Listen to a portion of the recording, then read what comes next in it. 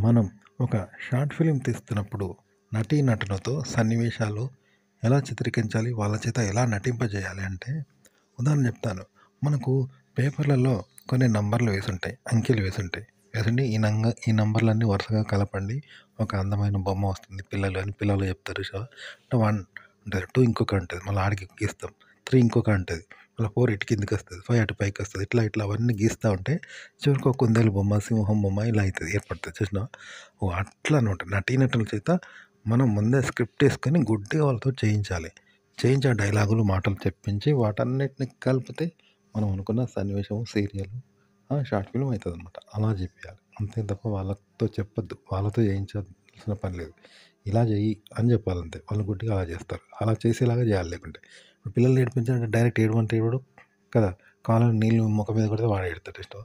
పిల్లల్ని నవ్వమంటే వాడు నవ్వుతాడా? నవ్వడు. వాడినేదో ఇట్లా చేస్తే నవ్వుతాడు.